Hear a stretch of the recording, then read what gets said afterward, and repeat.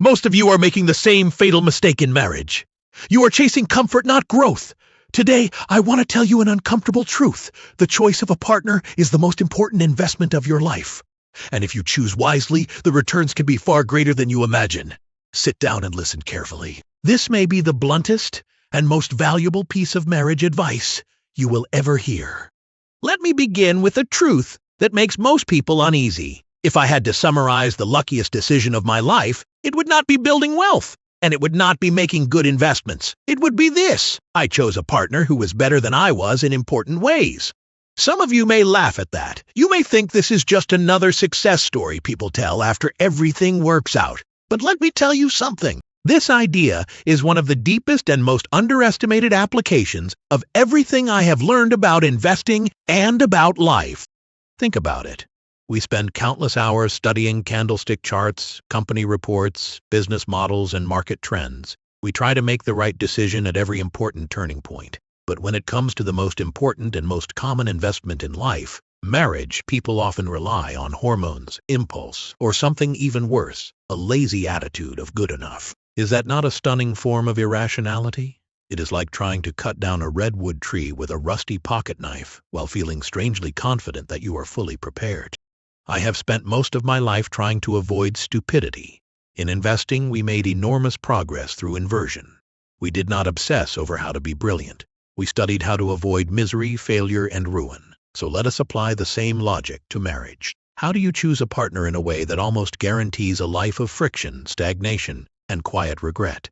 Very simple. Choose someone who endlessly tolerates your weaknesses but never pushes you to improve. Build a warm, airtight echo chamber together, filled with reassurance, agreement, and comfort. Prioritize looks, chemistry, and temporary emotional satisfaction over character, wisdom, and the qualities required to endure decades of storms. A pretty face and a few sweet words should be enough. Right. And most importantly, make sure that in the dimensions that matter, whether it is judgment, character, or resilience, your partner is weaker than you are. That way, you can always enjoy the safety of superiority. You will never have to feel small. You will never have to confront the painful truth that someone close to you might expose your limitations. Sounds absurd, does it not? And yet this is exactly the script most people follow without realizing it.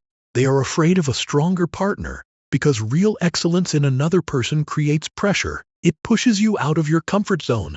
It forces you to admit your flaws. It requires growth. Deep down, most people resist that pressure, so they choose the easier path. They choose downward compatibility, and that is one of the most hidden and expensive traps in all of life planning. Now let me reframe this in a language we know well, the language of investing. In business, we are always looking for companies with a durable moat. So what is the moat of a human being, of the person you are about to spend your life with? Is it youthful beauty that vanishes with time? Is it a pleasing personality that simply tells you what you want to hear? No. A real moat in a person is character. It is inner structure, it is resilience under stress, it is the ability to learn, it is intellectual curiosity, it is the rational framework they use to understand the world. These qualities do not depreciate with time. If anything, they compound, they deepen, they become more valuable. I once said that the best way to get what you want is to deserve what you want. That is absolutely true in marriage. If you want a partner of high character and deep intelligence, but you yourself remain careless, resentful, and lazy, your chances are not much better than finding an unclaimed $1 million check lying in the street. You have to forge yourself first. You have to become a better asset before you can attract and keep another excellent asset. High-quality assets tend to attract one another, and when they do, they create synergy. They produce outcomes where 1 + 1 becomes far more than 10. Let me tell you a secret. When I was young, I did not think this way either. I made nearly all the mistakes young people usually make. I was drawn to surface qualities, to temporary things, to what looked good in the moment.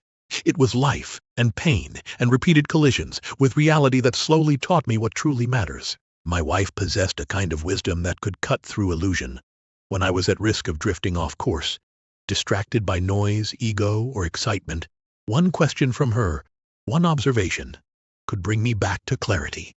She was not my cheerleader. She was my sharpening stone. Sometimes she was my reality check. And that leads to another important idea, the Lollapalooza effect. That is what happens when multiple tendencies all push in the same direction and create enormous force. A bad partner can activate your greed, your addiction to comfort, your fear, your jealousy, your self-pity, and your worst habits all at the same time. And when those forces combine, they can destroy everything else you are trying to build in life. But a strong partner can activate something entirely different. Responsibility, because you want to be worthy of them. Courage, because they steady you when life becomes difficult. Reason, because they help you solve problems instead of escalating them. Patience, because long relationships must be built, not merely felt. These are two opposite versions of the same effect, and they can send your life in completely different directions. Think about it. Your partner is the environment you live inside every single day. Does that environment nourish you or drain you? Does it accelerate your momentum when your internal flywheel begins to spin? Or does it keep adding friction every time you try to move forward? I have seen too many gifted people slowly destroyed by an exhausting relationship. Their energy, their focus, their attention, all get consumed by endless conflict at home. And in the end, their careers, their health, and their life's work fall far short of what they could have become. That is one of the greatest tragedies in life. Not death by attack, but death by slow suffocation. So when I say you should choose a partner better than you are, I am not talking about status, degrees, titles, or money. I mean that in the traits that form the foundation of a good life, they are stronger than you are. Perhaps they have more empathy than you and can soften the damage your stubbornness might cause. Perhaps they are more resilient than you and can steady the ship when you are ready to give up. Perhaps they see more clearly than you and can spot your self-deception before it becomes destruction. These are the real forms of capital inside the partnership called marriage.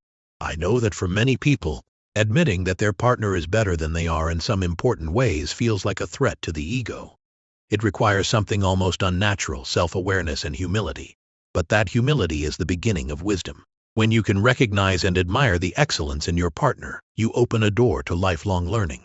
Your partner becomes the closest and most trustworthy coach you will ever have. And is that not one of the highest return forms of self-improvement imaginable? Some of the worst decisions of my life came when I ignored wise advice because it irritated my pride. Almost every time I dismissed uncomfortable truth, I paid for it. Marriage is no different.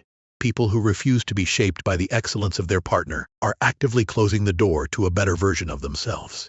They are putting pride above growth.